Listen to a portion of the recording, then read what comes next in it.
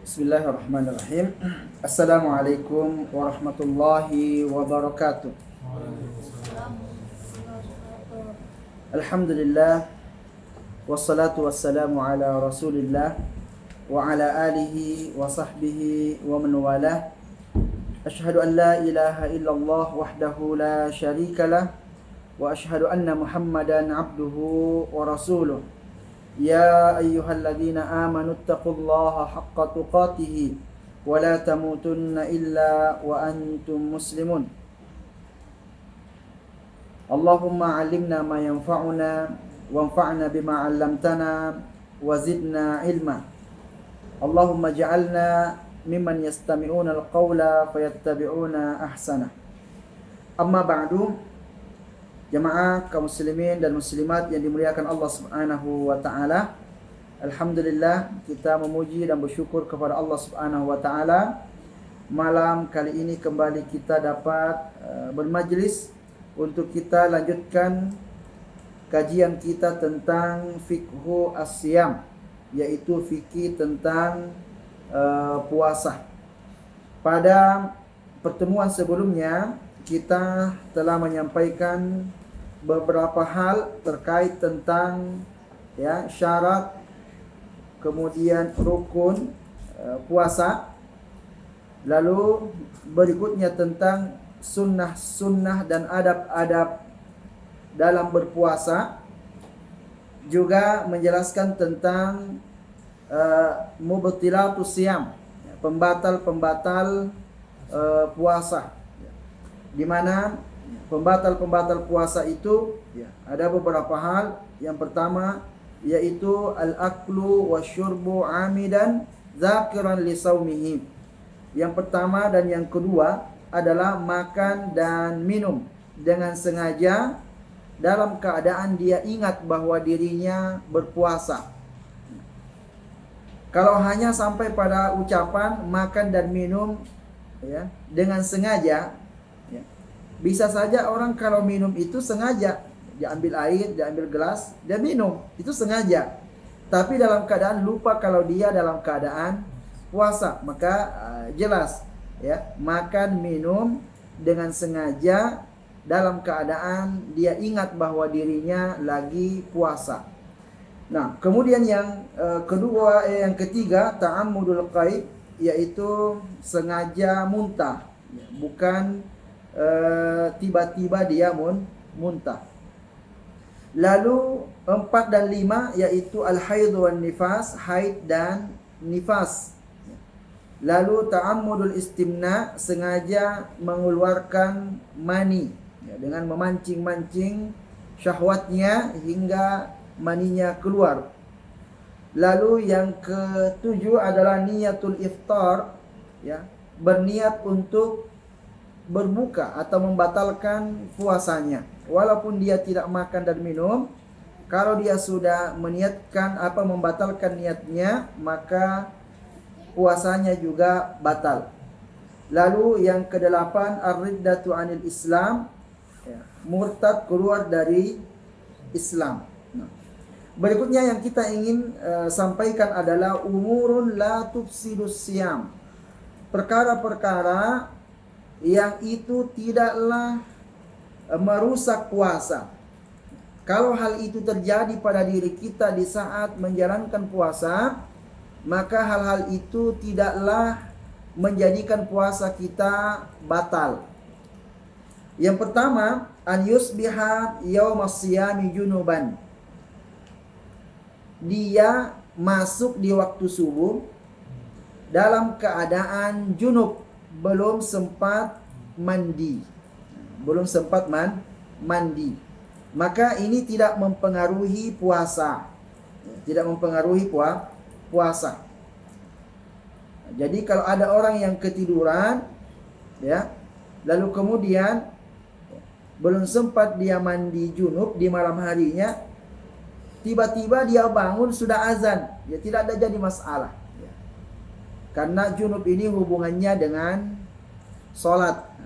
Kalau dia sholat lalu kemudian belum mandi, ini yang masalah sholatnya. Sholatnya tidak sah. Jadi tidak mengapa hal itu. Atau mungkin di siang hari dia tidur, lalu kemudian dia mimpi basah di siang hari, itu tidak jadi masalah. Tidak jadi masalah, tidak mempengaruhi daripada puasa. Dalilnya adalah hadisu Aisyah wa Ummu Salamah. Hadisnya Aisyah dan Ummu Salamah. Ya, dua orang ini adalah istri Nabi sallallahu alaihi wasallam. Anna Rasulullah sallallahu alaihi wasallam yudrikuhul fajru wa huwa junubun min ahlihi. Bahwa Rasulullah sallallahu alaihi wasallam pernah masuk waktu fajar dalam keadaan beliau junub, belum sempat mandi. Min ahlihi, junubnya itu karena berhubungan dengan istrinya. Summa yaktasilu wa yasum. Lalu kemudian Nabi pergi mandi dan lanjut puasa. Itu menunjukkan bahwa tidak berpengaruh masalah mandi. Dan kemudian berikutnya yang kedua adalah takbiluz zaujati wa mubasyaratuha in aminal imna. Boleh untuk mencium istri juga memeluknya jika aman dari keluarnya mani.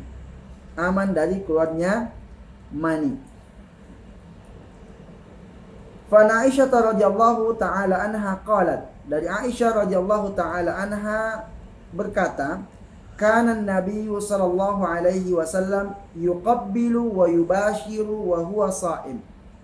Adalah Nabi sallallahu alaihi wasallam mencium, memeluk dalam keadaan puasa.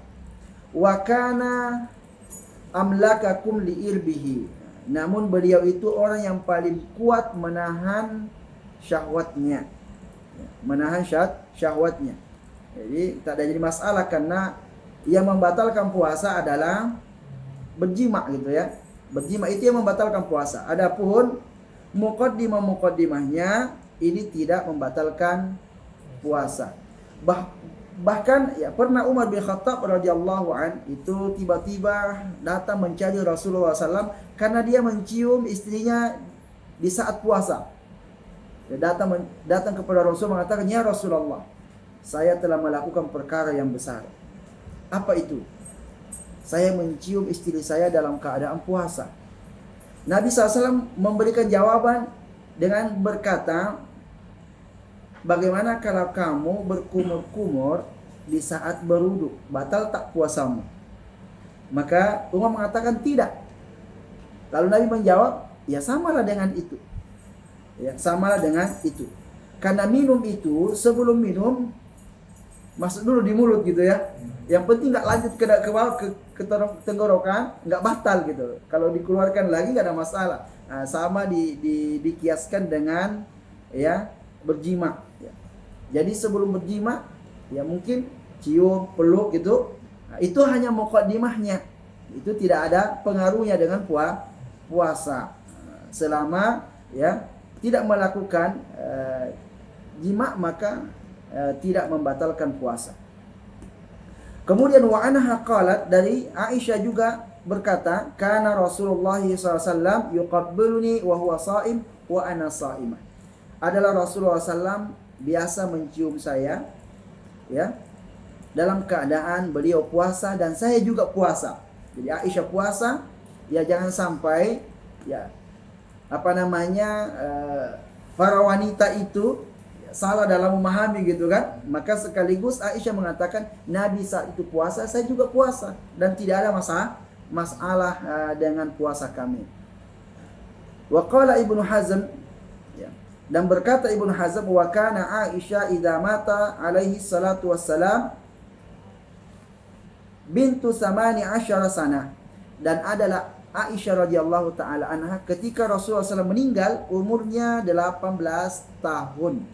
18 tahun artinya Aisyah bukanlah orang tua gitu ya. Kalau orang tua mungkin kalau istri sudah tua gitu kan, mungkin pengaruhnya itu kecil gitu. Kita pun tak begitu nggak begitu semangat. Nah, tapi kalau istri muda semangat mungkin suami kan. Itu yang ingin dikatakan oleh Ibnu Hazm, ya. Artinya dorongan untuk melakukan hubungan dalam keadaan istri itu mudah seperti itu kuat. Namun dengan itu pun menciumnya itu tidak mengapa. Kira-kira kalau kita kira-kira Nabi ketika mencium memeluk Aisyah ada kira-kira syahwatnya? Ada. Ada. Dan mungkin kuat itu, tapi Nabi orang paling bisa menahan, ya. Bisa menahan. Maka tidak jadi masalah mencium dalam keadaan ada hawa nafsu, ada syahwat, nggak ada masalah, tetap tidak membatalkan puasa. Nah, baik. Fadhahara butlan qauli man farraqa fi dzalika baina asy-syaikh wasyab. Maka kata Ibnu Hazm, dari sini salahlah, ya, atau batillah perkataan orang yang membedakan kalau sudah tua nggak apa-apa dicium, kalau muda jangan, ya. Nah, atau sebaliknya, sebaliknya kalau suaminya masih muda, ya, tidak boleh mencium. Kalau suaminya sudah tua, ya boleh dia cium istrinya. Nah, jadi ini kata Ibnu Hazm, ini nggak bisa dibeda-bedakan nih. Karena ada yang membedakan kalau suaminya sudah tua, istrinya sudah tua, boleh dia ciuman, boleh dia peluk. Tapi kalau masih muda, jangan coba-coba peluk, jangan coba-coba cium, karena dorongannya kuat untuk terjatuh pada yang satu itu. Nah, baik. Nah, ini terkait masalah mencium dan memeluk istri. Walaupun sebagian para ulama itu mengatakan bahwa ya ada yang membedakan ya antara tua dengan muda. Ya, antara tua dengan muda, kalau muda makruh. Ya, makruh mencium istri kalau masih muda. Kalau sudah tua enggak apa-apa. Mubah. Tapi ini dibantah oleh Syekh Ibnu Hazm Al-Zahiri rahimahullah. Naam. Wal mubasyarah, dan makna daripada al mubasyarah disebutkan wa hiya massu bisyratir rajul li bisyratil mar'a fi madunal jima'. Yang dimaksud dengan wa yubasyiruni, ya, adalah bersentuhannya antara kulit suami dan istri, tapi bukan jima', ya, bukan jima'. Dan inilah yang Dr. Khalid Basalamah itu pernah jelaskan bahwa kalau istri haid boleh yubashir. Yubashir ini ya boleh berhubungan, maksudnya berhubungan di situ dalam artian ya dunal jima', ya, bukan jima'. Jadi kalau istri dalam keadaan haid boleh dipeluk, boleh dicium, boleh apa, tapi tidak boleh jima'.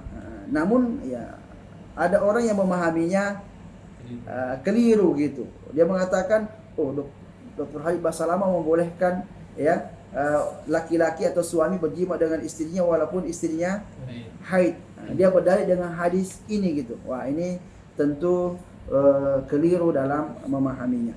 Nah, perkara yang ketiga yang dibolehkan adalah al-iktisal was-sabbu 'ala ar-ra'si lit-tabarrud. Ya, boleh mandi saat puasa. Juga boleh untuk menyiram-nyiram kepala, ya, litabarrud, dengan tujuan untuk mendinginkan ya kepala, ya, atau bahkan menyelam juga boleh. Yang penting jangan menyelam sambil minum air gitu kan. Nah, berenang boleh, berenang ya, supaya agak dingin gitu kan. Karena kalau panas ya terasa juga hausnya, terlalu haus kalau panas. Lalu kemudian berendam dengan air di siang hari saat puasa nggak ada masalah, tidak ada masalah.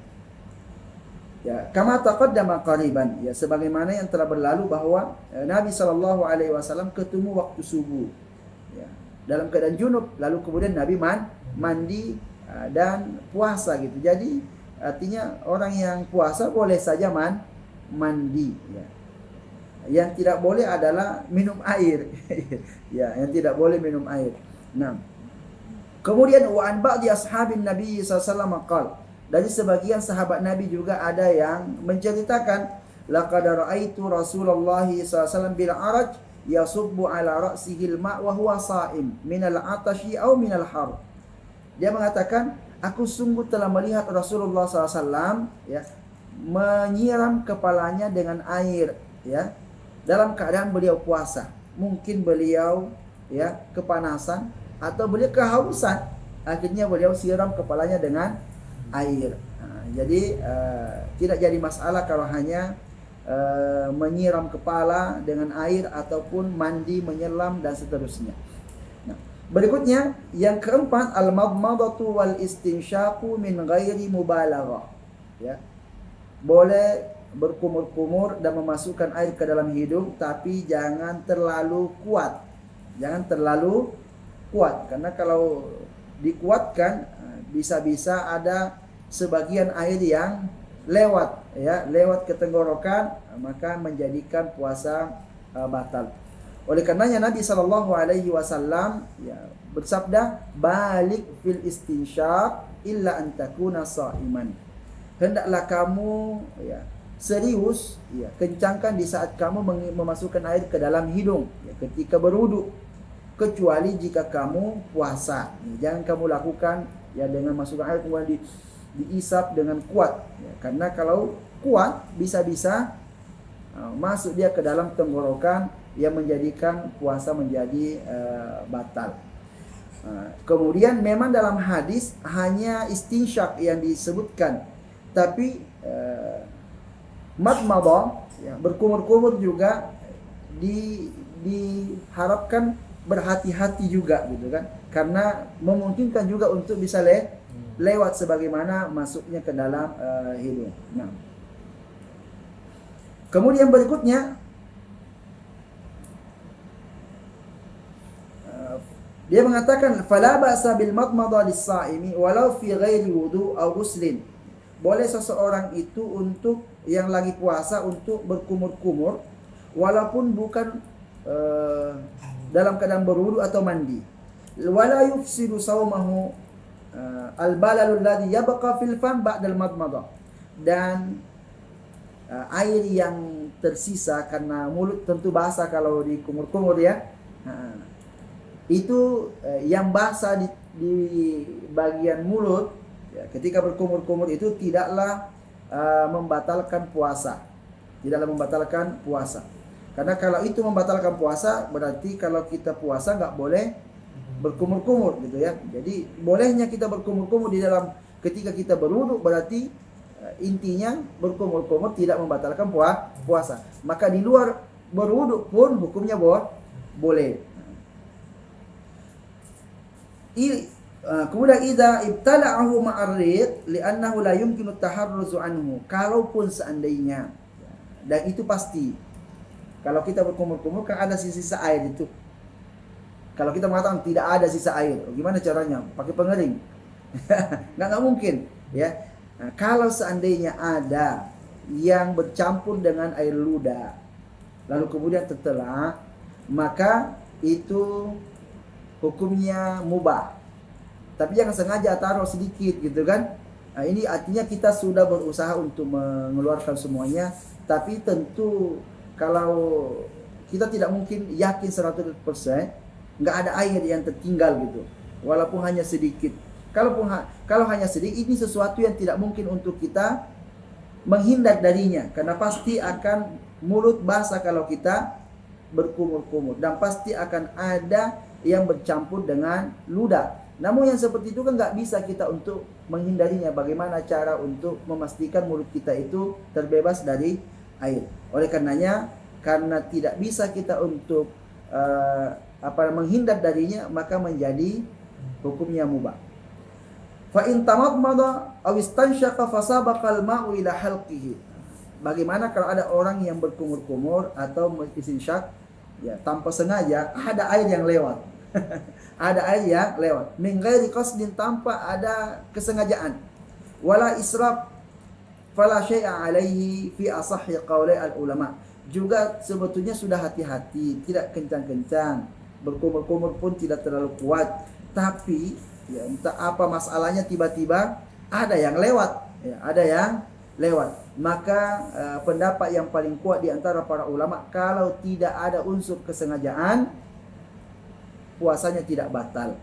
Wa bihi qala al-Auza'i wa Ishaq wa Syafi'i fi ahadi qawlihi khilafan liqauli Abi Hanifah wa Malik bi annahu yuftir. Ya, ini pendapatnya Imam Al-Auza'i dan pendapatnya Imam Ishaq, Imam Syafi'i dan juga pendapatnya Imam Ahmad. Ya, itu tidak batal puasanya. Tapi pendapatnya Imam Abu Hanifah dan Imam Malik batal. Batal. Namun dijelaskan oleh muallif di sini ya bahwa pendapat yang lebih kuat adalah tidak batal karena min ghairi qasdin, tanpa ada unsur kesengajaan. Nah. Baik. Kemudian berikutnya yang kelima, tadawwuqut ta'ami lil hajati ma lam yasil ilal jawf. Merasakan mencoba makanan ya agar dia tahu rasanya ya, selama yang dicoba itu tidak dimasukkan ke dalam ya, jangan sampai coba-coba habis itu dibuang ke dalam ya, mestinya dibuang keluar gitu kan. Dibuang ke dalam dibuang keluar. Kalau dibuang ke dalam maka batal.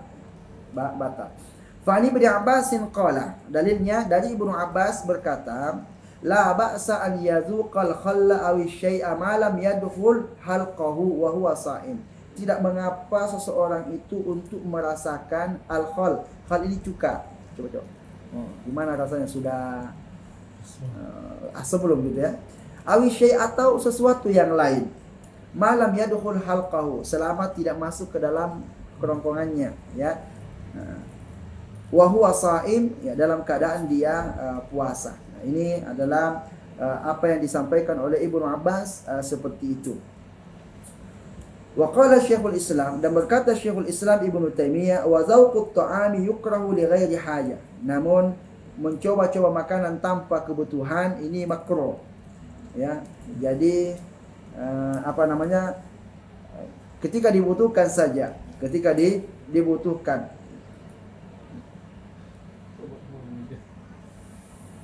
Kemudian lakin la yuftiruhu, ya makruh tapi tidak ya membatalkan puasanya. Wa ammalil haja fa huwa kal madmadah. Adapun kalau dibutuhkan maka hukumnya seperti berkumur-kumur ketika berwudu gitu ya. Jadi ya, memang dibutuhkan, jangan sampai ya pahit rasanya kan. Pas buka puasa, aduh. Dibilangnya manis, ini manis ternyata pahit, atau dianggapnya salah masuk kan. Garam dimasukin dikiranya gula kan? Lainlah rasanya jadinya. Nah, baik. Kemudian berikutnya al-hijamah. Yang keenam adalah berbekam. Wat tabarru biddam. Kemudian juga ya kalau dikeluarkan darah untuk PMI donor darah. Malam yuksha ad-dha'f, selama itu tidak dikhawatirkan dirinya akan menjadi lemas. Ya, lemas. Maka orang seperti ini boleh. Sahha 'an Nabi sallallahu alaihi wasallam min iddati turuq annahu qala aftara al-hajim wal mahjum. Telah sahih dari Nabi sallallahu alaihi wasallam itu beliau bersabda ya, orang yang berbekam dan yang dibekam kedua-duanya batal puasanya. Kedua-duanya batal puasanya. Yang berbekam dan yang dibekam dua-duanya batal puasanya. Itu hadisnya sahih. Wa sabata ani bin Abbas anna Nabi sallallahu alaihi wasallam ihtajama wa huwa sha'im. Tapi ada juga ya riwayat dari Abdullah bin Abbas bahwa Nabi sallallahu alaihi wasallam itu pernah berbekam dalam keadaan puasa. Jadi dua hadis ini perlu untuk dikompromikan karena seakan-akan ya bertolak belakang.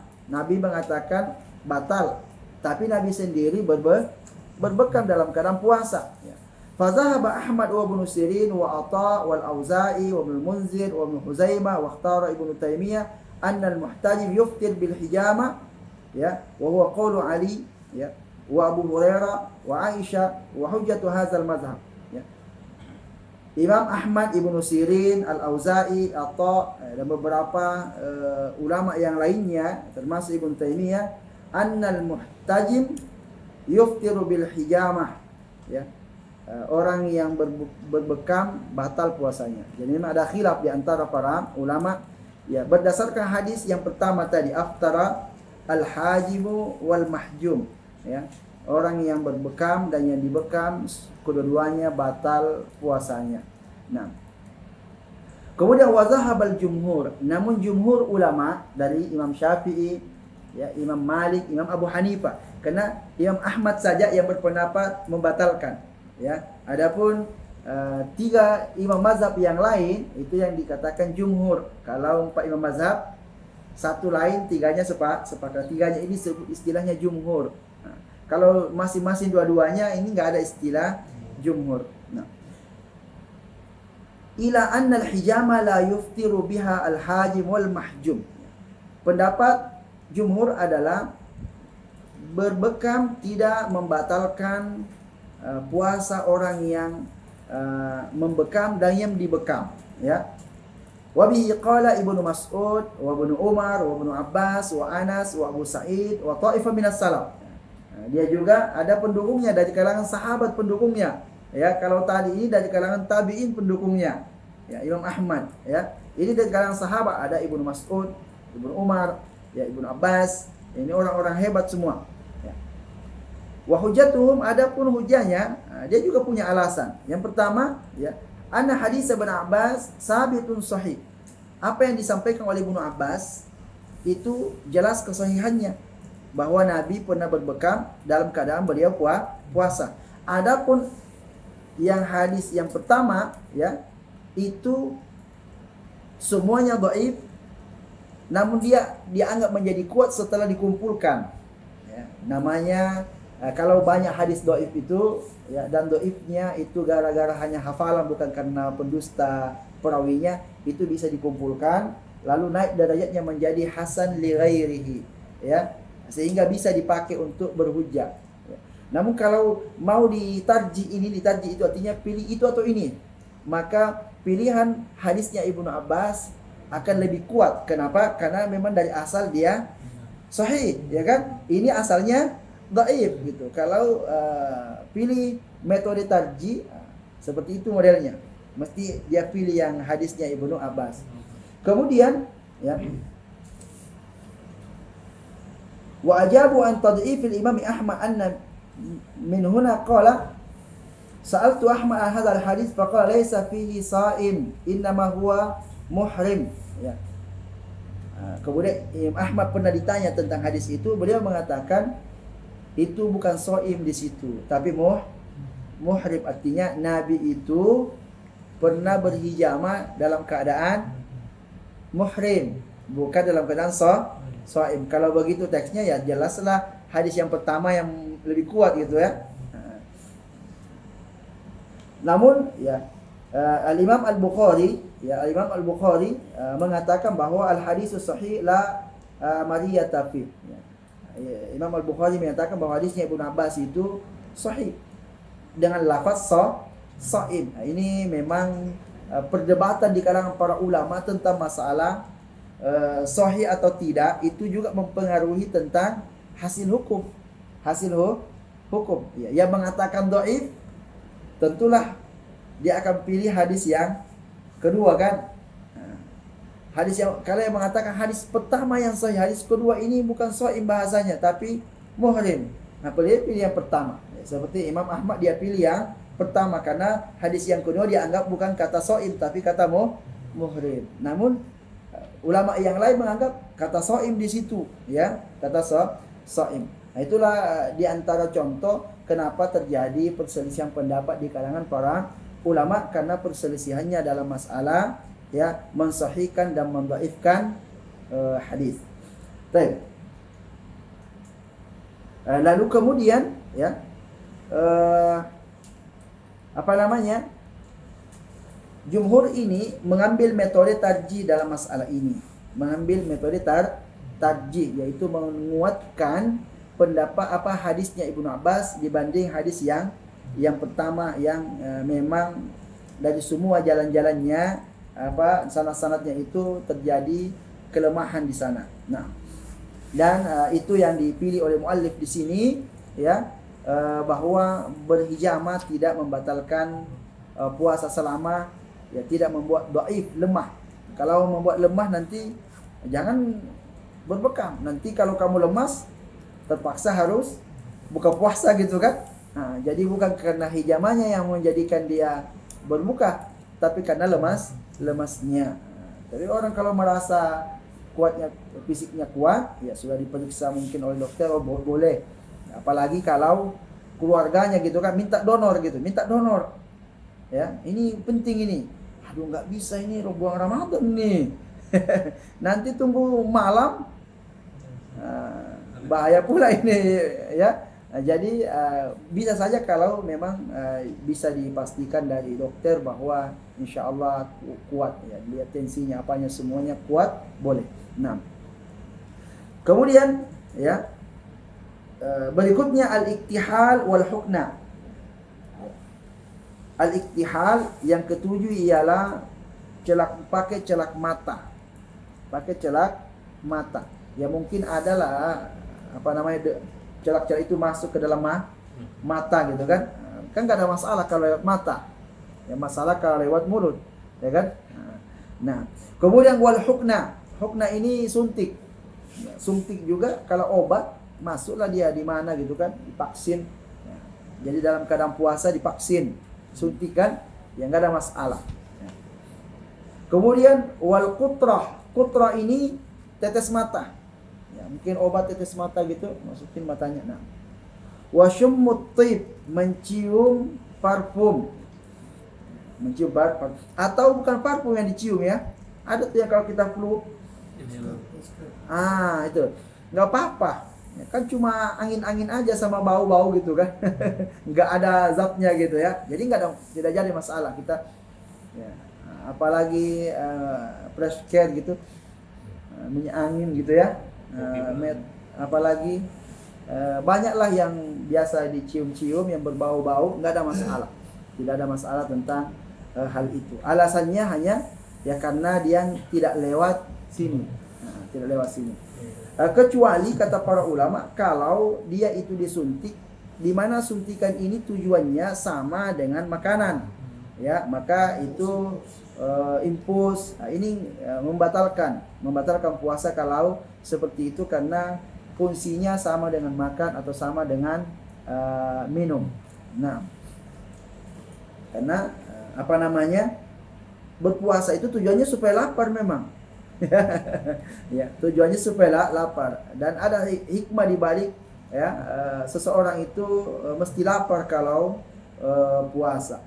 Nah, kemudian berikutnya as-siwak, bersiwak. Bersiwak ini disepakati oleh para ulama bolehnya untuk bersiwak. Ya. Namun Imam Asy-Syafi'i mengatakan makruh hukumnya bersiwak kalau sudah lewat zuhur. Kalau lewat zuhur makruh hukumnya sikat gigi. Alasannya ya, karena saat itulah bau mulut keluar. Ya, biarkan saja bau mulut itu keluar di saat itu karena itu ada ada pahalanya. Kalau sikat gigi hilang nanti pahalanya karena nggak bau, tidak bau. Itu pendapatnya Imam Asy-Syafi'i. Namun yang lain mengatakan ya boleh hukumnya untuk bersiwak atau sikat gigi ya di saat berpuasa. Nah,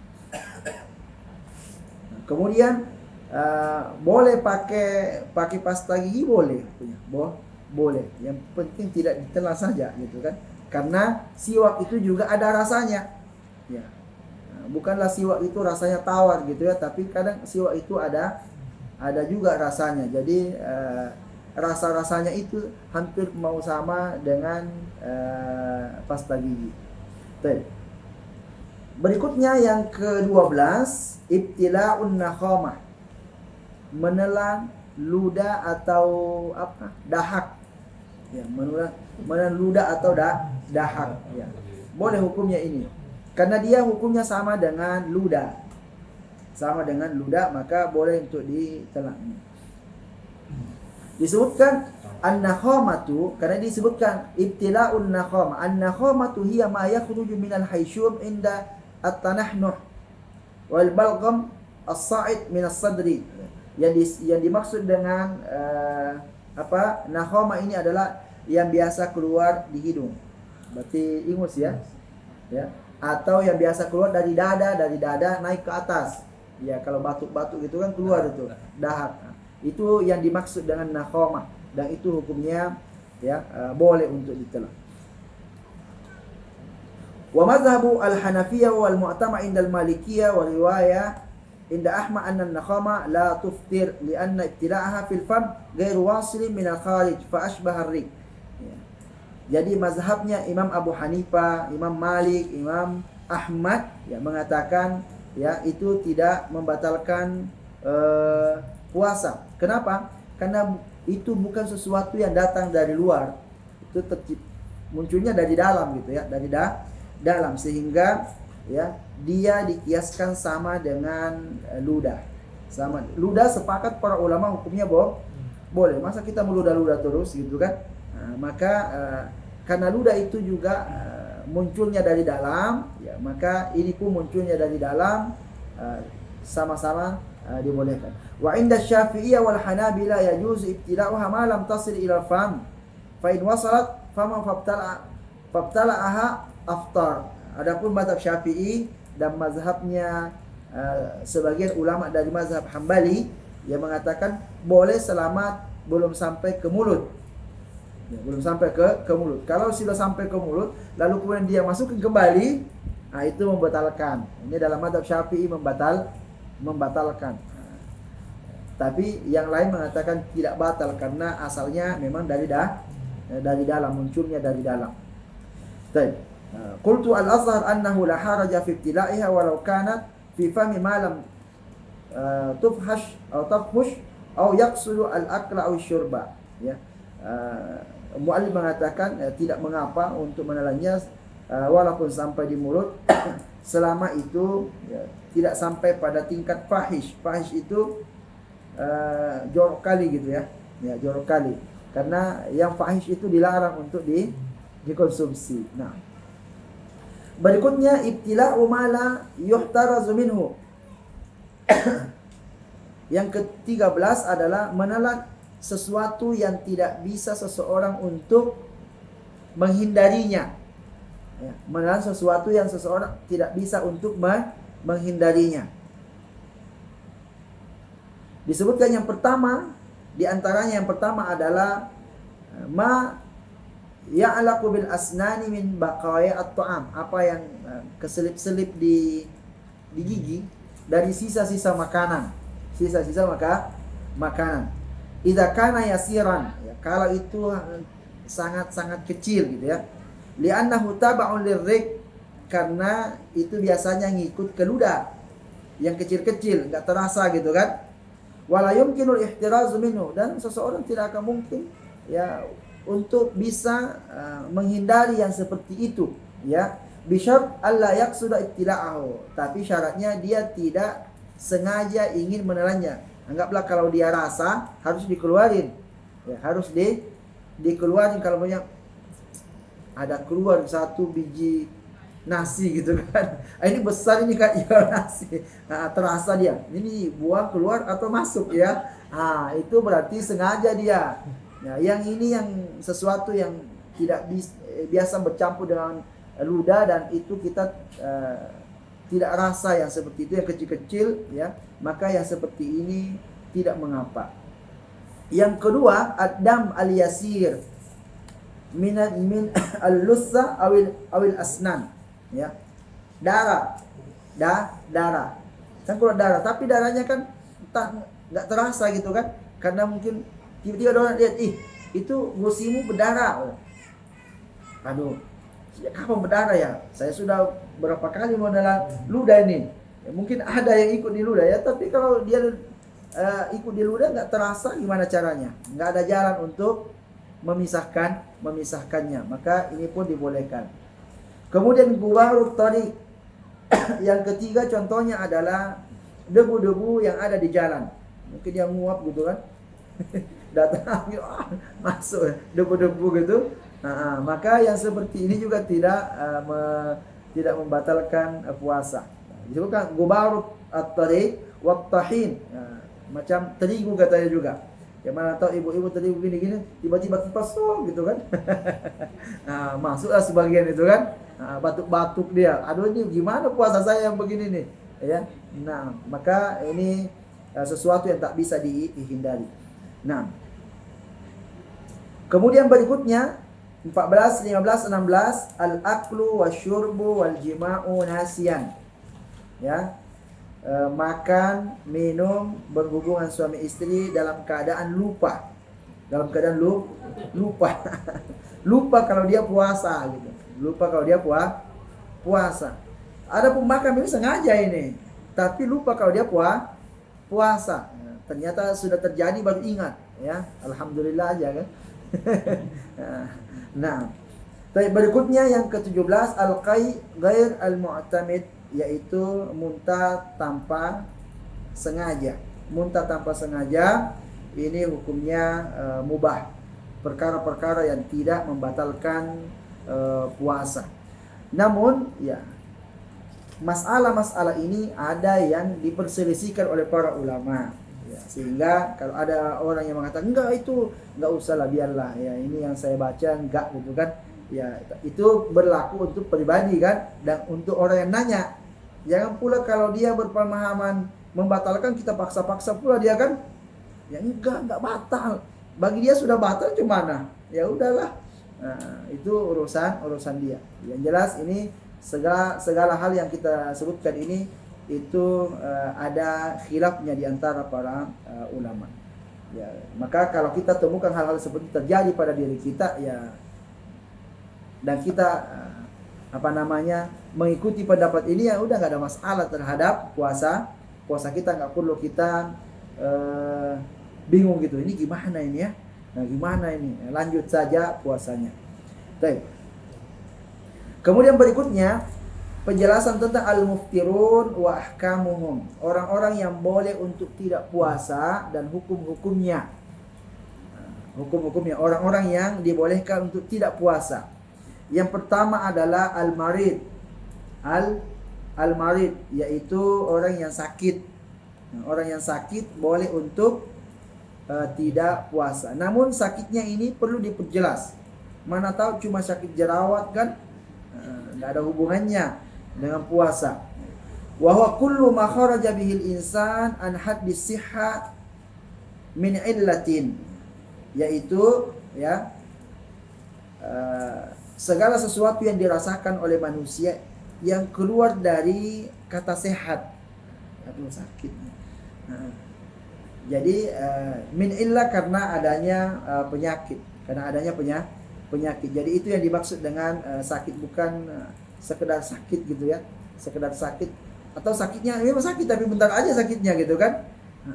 Ini bukan itu. Wa qad ajma'al ulama ala ibahatil fitril marid fil jumlah.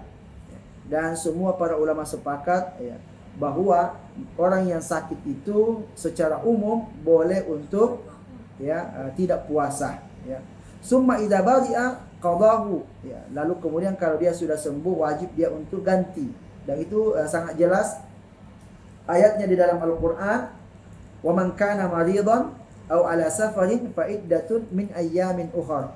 Siapa yang sakit atau sedang safar, maka boleh dia ganti pada hari-hari yang lain. Boleh dia ganti pada hari-hari yang lain, berarti saat itu ya boleh dia untuk berbuka.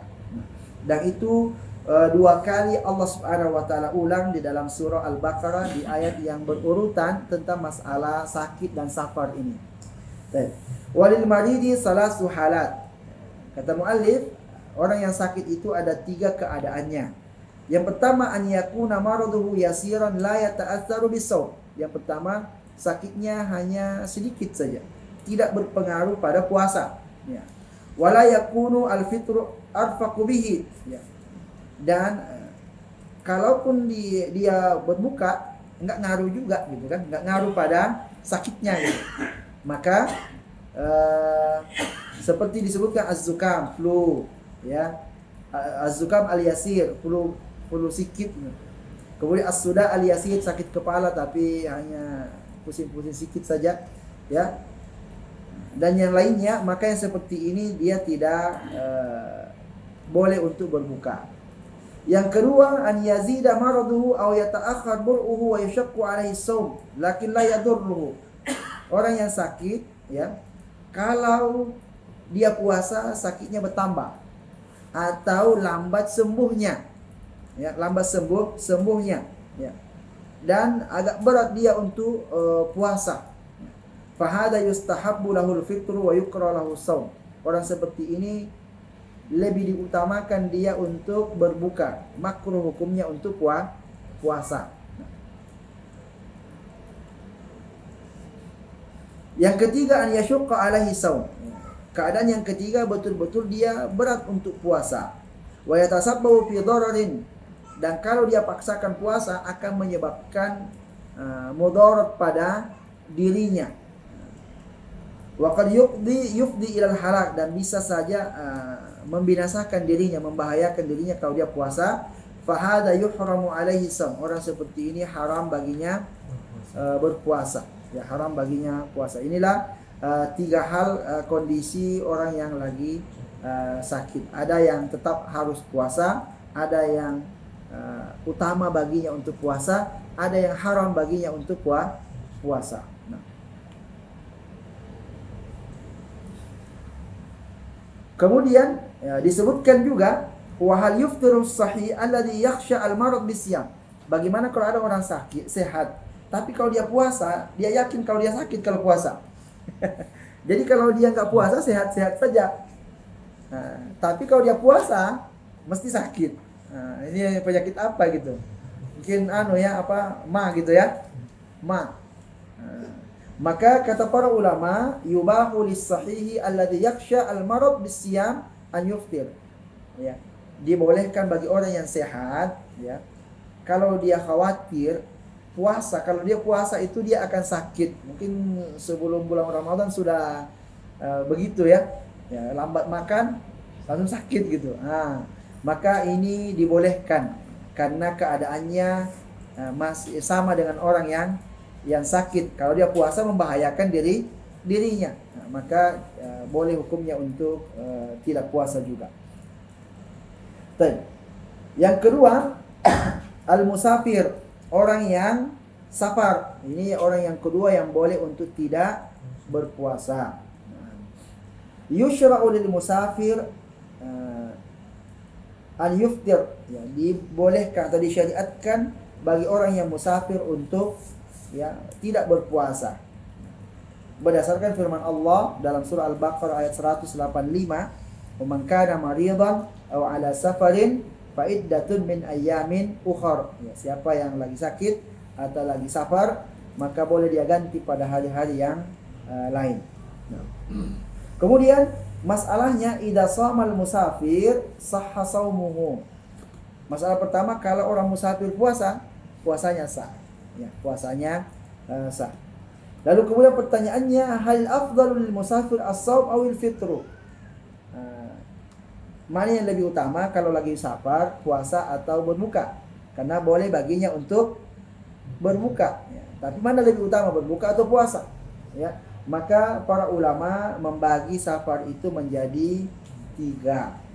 Pertama, an yashqa alaihi saum aw ya'uquhu an fi'li khairin fal fitru fi haqqihi aula. Kalau dia itu berat puasa dan menghalangi dia untuk melakukan tugasnya gara-gara puasa, maka lebih utama dia untuk berbuka. Kemudian yang kedua, la yashukku alaihi shaum wa la ya'uqu an fi'lil khair. Kadang yang kedua, dia itu tidak berat baginya untuk puasa. Juga safarnya tidak menghalangi dia untuk melakukan kebaikan-kebaikan atau tugas-tugasnya. Maka yang seperti ini lebih utama puasa. Dan sepertinya keadaan kita hari ini kalau safar, naik pesawat, masuk mobil, nyampe hotel, nggak ada beratnya gitu kan. Artinya enjoy aja kita melakukan itu, maka lebih baik puasa. Namun kalau dia pilih udahlah nggak mau saya puasa, saya safar ini, nggak apa-apa juga. Nah, tapi ganti pada hari yang lain. Itu aja risikonya gitu kan. Yang ketiga, an yashukka alaihi saum masyaqqa syadida ghaira muhtamala. Yang ketiga, dia betul-betul ya berat baginya untuk puasa, ya. Dan bisa membahayakan dirinya. Maka dalam keadaan seperti ini haram baginya untuk puasa. Nabi bersabda, laisa mina albirri as-siyamu fis safar. Bukanlah termasuk kebaikan seseorang itu berpuasa di saat safar. Ini maksudnya untuk orang yang berat baginya untuk puasa tapi dipaksakan. Nabi juga pernah melihat beberapa sahabat yang dia itu sudah nggak bisa berdiri lagi. Habis itu sudah dipayungi gitu kan. Kenapa orang kayak gini ditanya? Lagi kenapa dia? Lagi puasa katanya. Nggak kuat lagi. Nggak mau sakarat gitu kan. Maka Nabi mengatakan ulaikal usat.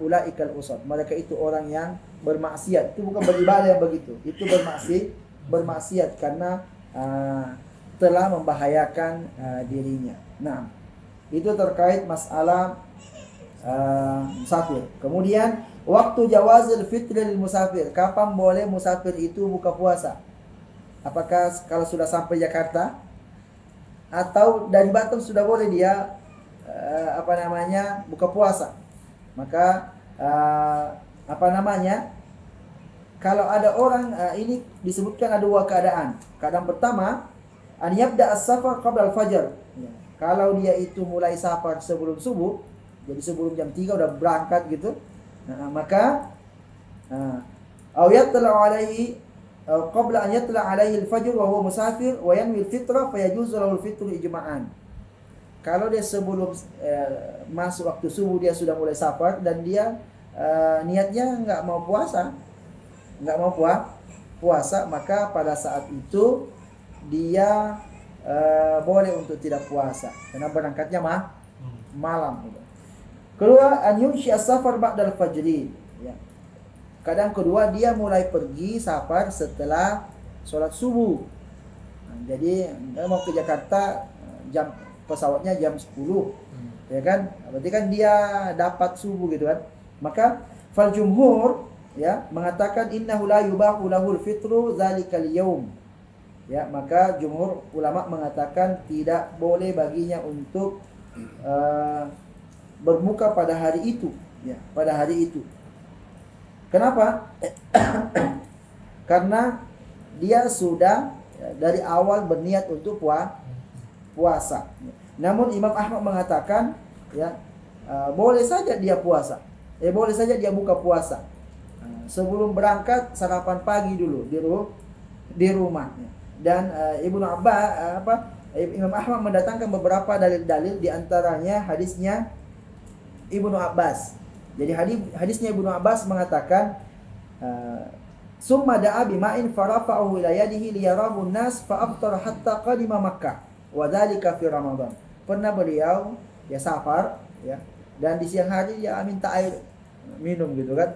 Padahal dalam keadaan safar dan diperlihatkan kepada orang supaya orang tahu bahwa boleh hukumnya untuk berbuka.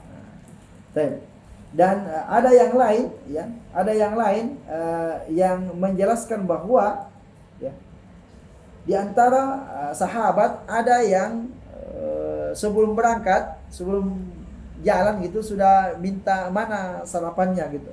Nah, dia sarapan, habis sarapan baru berangkat. Nah, karena memang kan niatnya mau safar dan dalam safar dia mau berbuka. Ya sejak malam lah kalau besok saya mau ke Jakarta. Ini sudah ada tiketnya ini jam 10 gitu kan. Nah, dan niatnya nggak mau puasa karena dalam keadaan safar. Ya, kalau dia nggak niat puasa malamnya, besoknya nggak, kalaupun dia puasa nggak sah gitu kan. Jadi boleh sejak hari itu dia tidak puasa dari awal. Nah, itu pendapat daripada Imam Ahmad bin Hanbal. Kemudian yang ketiga dan keempat adalah asy-syekhul kabir. Orang yang sudah tua. Orang yang sudah tua boleh juga tidak puasa. Wal mar'al ajuz, ya, wanita yang sudah tua. Wal marid alladzi la yurja bur'uhu, dan orang yang sakit yang susah diharap sembuhnya. Ya, orang seperti ini ya boleh baginya untuk puasa. Boleh baginya untuk tidak puasa. Ajma'al ulama ala anna syekh wal ajuz al-ajizina 'anis shaum la yajuzu lahum al-fitr. Ya, sepakat semua ulama bahwa orang yang sudah tua, baik laki-laki ataupun perempuan, itu boleh baginya untuk tidak puasa. Boleh baginya untuk tidak puasa. Kemudian disebutkan wala qada alaihima, dan tidak ada qada, tidak ada ganti puasa. Kapan mau diganti? Semakin tahun semakin tua gitu kan, semakin tak bisa lah dia puasa. Ya. Lalu kemudian wa faqala al-jumhur yut'imani an kulli yawm miskinan. Gantinya adalah memberi makan orang miskin satu orang sehari, sehari, atau bayar fidyah, fidyah. Dan ya, adapun wa qala Malik laisa alaihi ma it'am illa annahu istahabbahu, ya. Ya. Dan Imam Malik mengatakan tidak wajib juga untuk ngasih makan, hukumnya sunnah saja. Hukumnya sunnah. Nah, ini keringanan lagi ini bagi orang yang sudah tua. Bahkan Imam Ibnu Hazm dari mazhab Zahir mengatakan udah nggak ada kewajiban lagi untuk dia. Nah, kalau nggak wajib puasa, ya nggak wajib qada juga. Namun ya Anas bin Malik radhiyallahu taala anhu itu ketika dia sudah tua, dia memberi makan 30 orang miskin. Berarti kenapa sahabat Anas memberi makan? Ya karena dia nggak bisa puasa lagi. Karena Anas bin Malik itu umurnya panjang, akhirnya jadi tua jadinya kan.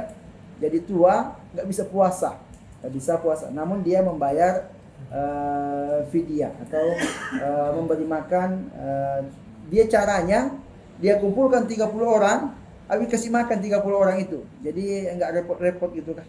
Sehari satu diantar. Dia undang lah tuh sini. Mana 30 orang? Saya kasih makan dia sampai kenyang, udah selesai urusan gitu.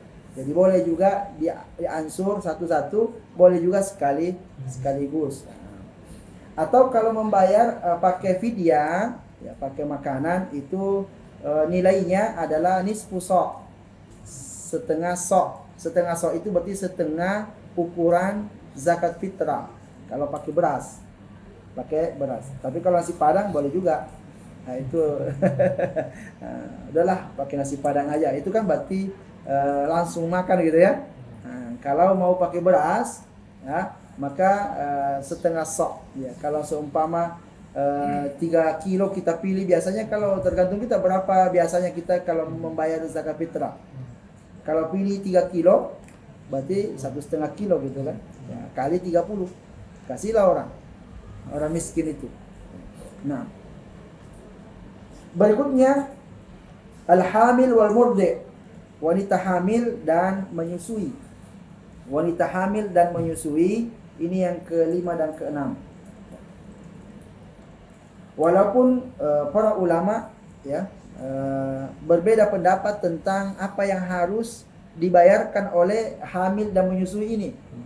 Yang jelas ya, mereka boleh untuk tidak puasa. Orang yang hamil dan menyusui boleh untuk tidak puasa. Itu disepakati oleh para ulama. Yang khilaf bayarnya pakai apa? Pakai puasa, berarti harus diqadha gitu kan, atau pakai bayar fidyah, atau qadha plus fidyah. Nah, ini 3 ini pilihannya ini, ya. Pertama adalah alaihi mal qadha wal it'am an kulli yawmin miskinan. Pendapat pertama mengatakan dia wajib mengqadha plus memberi makan, ya, satu orang miskin sehari. Ini double ya, double. Nah, wa bihi qala Malik wa Syafi'i wa Ahmad. Nah, ini pendapat jumhur ulama. Pendapat jumhur ulama, 3 imam mazhab sepakat ya, double tanggungannya kalau dia tidak puasa. Asani, pendapat yang kedua adalah alaihi mal qadha faqat. Dia cukup qadha saja. Dia cukup mengqadha. Wa bihi qala Abu Hanifah. Ini pendapatnya Imam Abu Hanifah.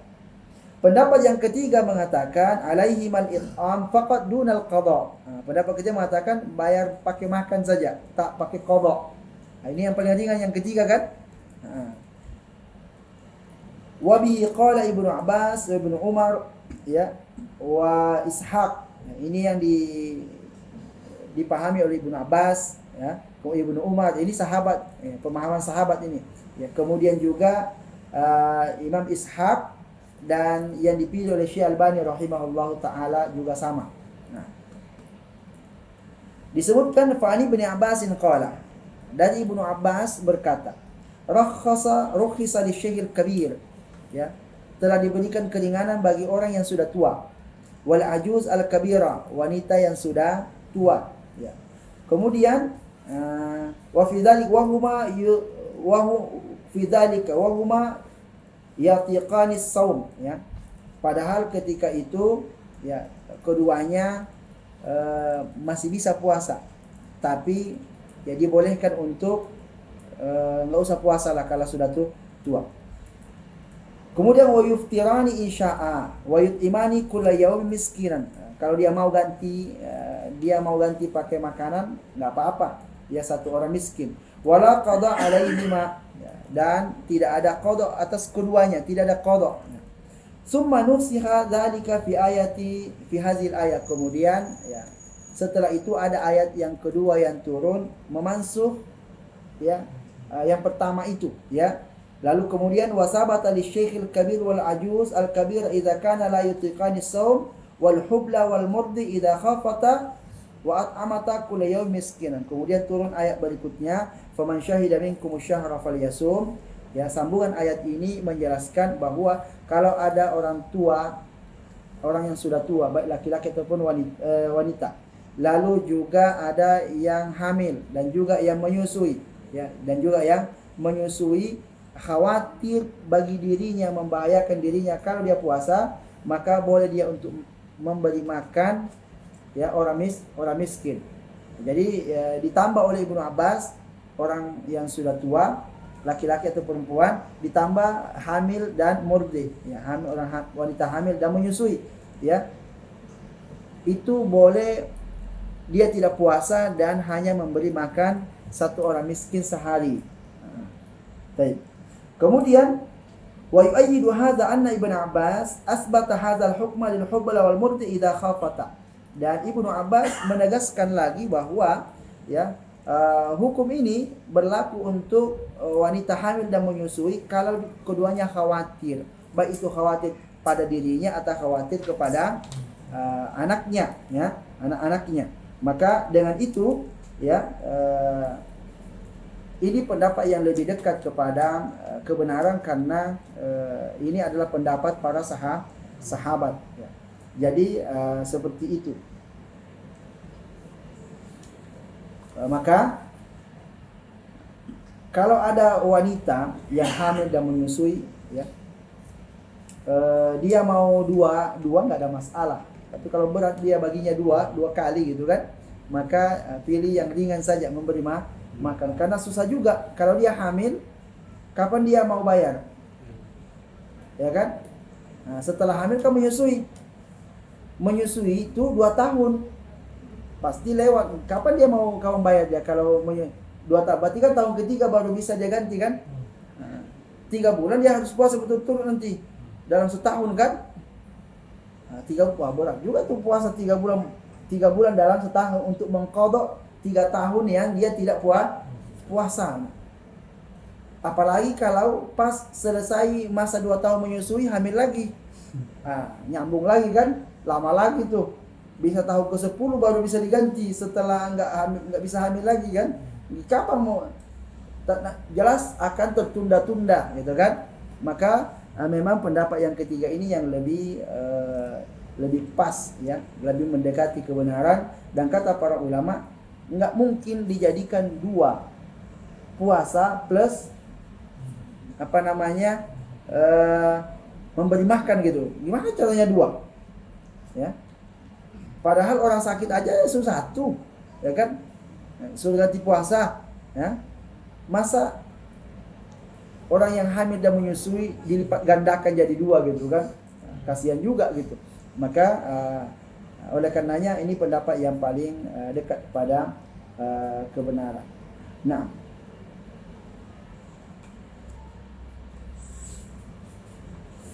baik. Kemudian berikutnya adalah al-haid wan nufasa. Ya, ini yang terakhir yaitu orang yang haid dan nifas. Ini juga dia boleh untuk tidak puasa. Ya, kalau tadi dia masuk dalam pembatal puasa artinya lagi puasa, datang haidnya, batal puasanya kan? Kalau seumpama dia itu tidak puasa, datang haidnya sehari sebelum Ramadan, kan dia nanti akan masuk di bulan Ramadan dalam keadaan haid, maka boleh dia untuk tidak puasa. Nah, itu perkara-perkara yang penting untuk kita pahami terkait masalah hukum-hukum puasa. Baik, mungkin sampai di situ penjelasan kita, dan jika ada hal-hal yang ingin ditanyakan dipersilakan. Nah.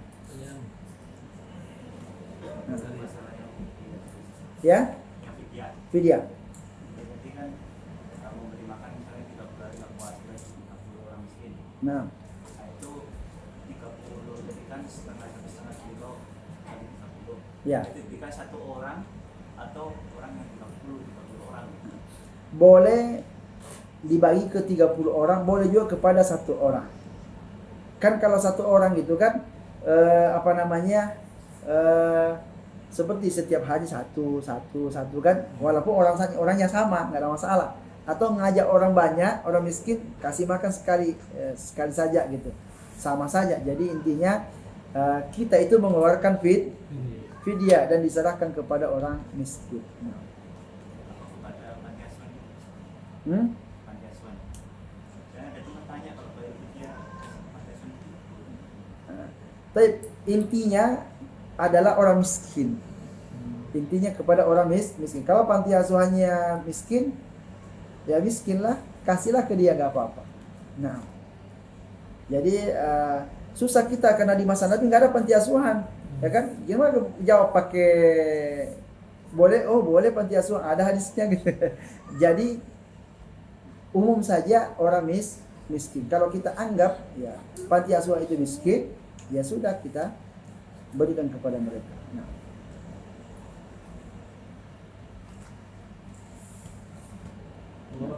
Ini ada yang pertanyaan. Yang ini kita baca atau yang lain dulu? Baca dulu. Nah, bila seseorang tidak berpuasa karena gila, karena apa nih? Karena bila ia berpuasa, kayak maknya kambuh gitu. Setelah Ramadan ia harus qada atau fidyah. Pertama, ini kan sakit nih. Ada sakit yang masih diharapkan sembuh, ada sakit yang tidak diharapkan sembuh. Entah kapan sembuhnya gitu kan. Kalau yang sakit-sakit kepala gitu kan 3-4 hari sembuh kan. Nah, ini ganti pakai qada kan. Tapi kalau ya mahnya ini udah akut, ya gimana caranya? Kapan sembuhnya kira-kira? Ini kita minum obat terus, ya nggak sembuh-sembuh gitu. Nah, kalau seumpama ada harapan sembuh pada dalam tahun itu karena dia terapi gitu, maka ya tunggu dia tunggu qadanya, ditunda qadanya gitu. Tapi kalau udah mendekati Ramadan nggak sembuh-sembuh juga ini, ya, bayar fidyah saja.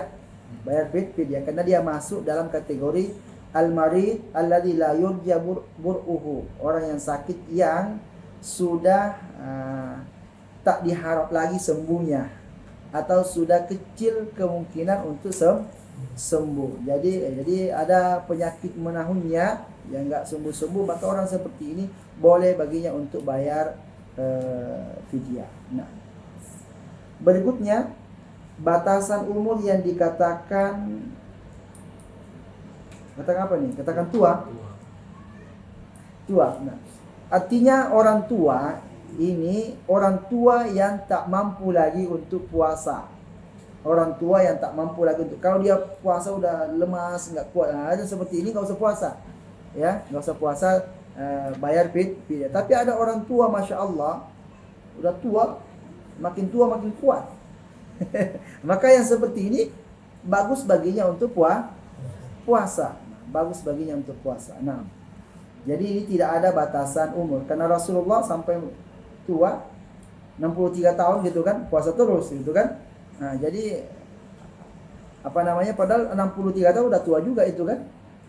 Jadi tidak ada batasan disebutkan berapa umurnya, tapi ini lebih kepada dia mampu atau tidak puasa. Yang berkewajiban membayar fidyah itu orangnya yang sudah tua atau anaknya, ya. Jadi kalau orang tuanya nggak bisa membayarnya, maka anaknya yang bayar, ahli warisnya. Sebagaimana kalau ada orang yang meninggal punya utang puasa, siapa yang bayar? Ahli warisnya. Jadi jangan cuma mau ambil duitnya ya kalau meninggal, ya utangnya nggak mau ditanggung gitu ya. Nah, jadi utang puasa ini atau puasa yang ditinggal itu adalah utang. Nah, itu Nabi SAW sebutkan, dan utang kepada Allah itu lebih berhak untuk dibayar dibanding utang kepada sesama manusia. Jadi anaknya lah yang bayarkan kalau jika, tapi kalau umpamanya anaknya nggak ada, ya udah gugur kewajibannya kan. Dia nggak bisa puasa, nggak bisa juga bayar fidyah, ya sudah, ya. Tak ada yang bisa berarti dia lakukan. Nah, berikutnya untuk para pekerja berat, misalnya kuli, kuli bangunan, apakah diwajibkan untuk berpuasa bila boleh atau boleh bayar fidyah gitu. Baik, ya untuk kuli bangunan ini para ulama mengatakan bahwa ya wajib dia untuk puasa. Wajib dia untuk puasa, ya. Dan kalau seandainya dalam bekerja lalu kemudian dia lemas sekali nggak bisa nyambung, barulah boleh baginya untuk berbuka. Jangan dari awal bawa bekal gitu kan. Ini nggak niat memang puasa orang ini, ya kan? Jadi tetap, karena bekerja ini ya, di masa Nabi SAW juga orang kerja, tapi tidak ada orang kerja itu dimasukkan dalam ayat. Emang Allah nggak tahu kalau nanti di kalangan manusia itu di saat puasa ada yang kerja gitu kan? Allah tahu itu ada kerja, tapi kenapa tidak dimasukkan list gitu? Hanya orang sakit dan orang safar. Ya. Mungkin orang mengatakan sebetulnya antara safar dan kuli itu lebih berat yang kuli daripada yang safar gitu kan? Apalagi safarnya pakai pesawat pula gitu, bisnis lagi, ya kan? Nah, tapi dulu di masa Nabi SAW orang yang safar itu keras, ya kan? Kalau sudah berada di padang pasir berjalan itu panasnya luar biasa, itu bisa mati dia kalau puasa gitu ya. Panas. Jadi orang yang kerja bisa istirahat kan, nggak harus dipaksakan. Kalau umpamanya udah siang bisa dia istirahat, sehingga nggak lanjut kerja gitu. Jadi makanya orang yang bekerja tidak masuk dalam kategori itu. Makanya kalau seumpama ada orang yang kerja seharian ya, lalu kemudian ya, habis itu gemetaran dia kan, ini aduh nggak kuat lagi, tenaga saya tak ada lagi, air seperti cepat minum cepat mati nanti kan. Nah, kalau begini baru dia, jadi dari awal niatnya puasa. Kalau terjadi keadaan-keadaan yang membahayakan dirinya untuk nyambung karena kerja, maka pada saat itulah baru boleh dia untuk berbuka. Nah, habis ini. Nggak ada lagi pertanyaan. Ada lagi? Nah.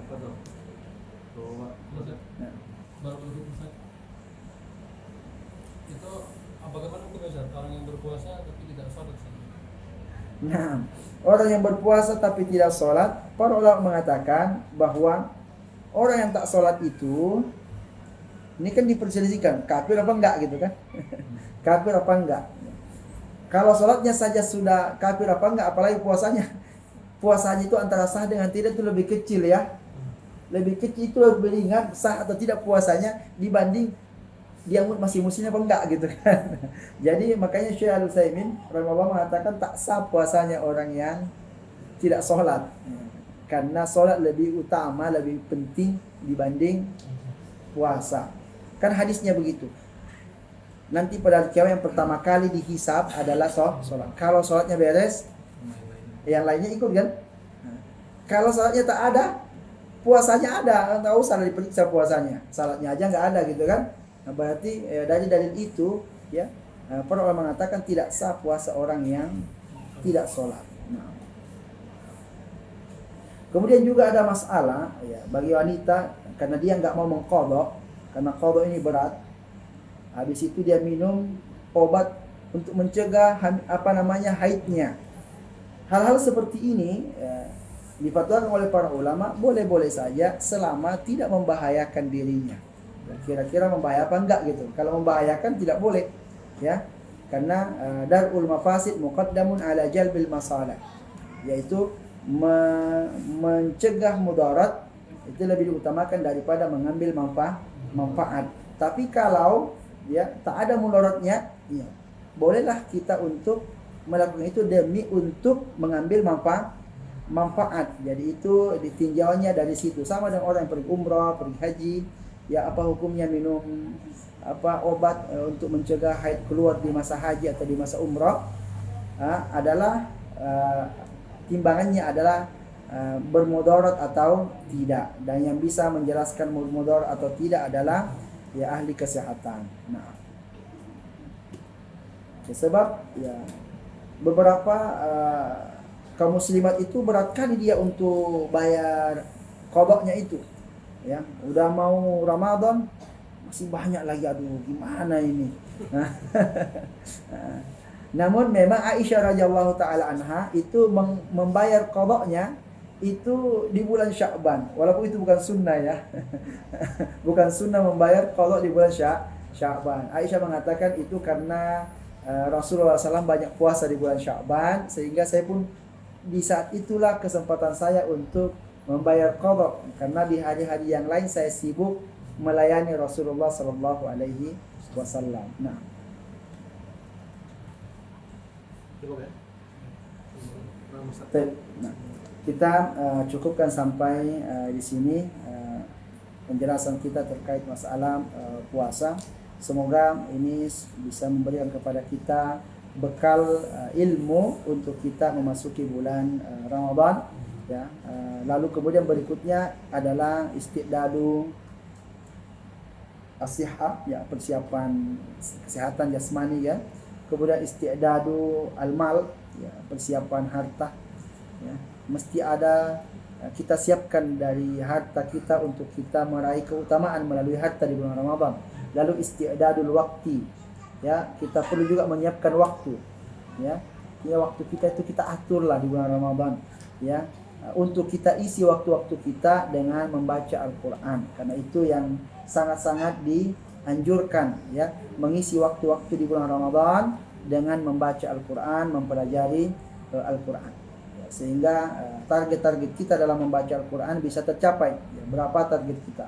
Kalau target kita satu kali khatam, berarti ya minimal 1 juz sehari. 1 juz itu ya bisa kita bagi-bagi waktunya, habis subuh sekian lembar, habis zuhur sekian lembar gitu, habis asar mungkin sekian lembar gitu, biar dapat tercapai.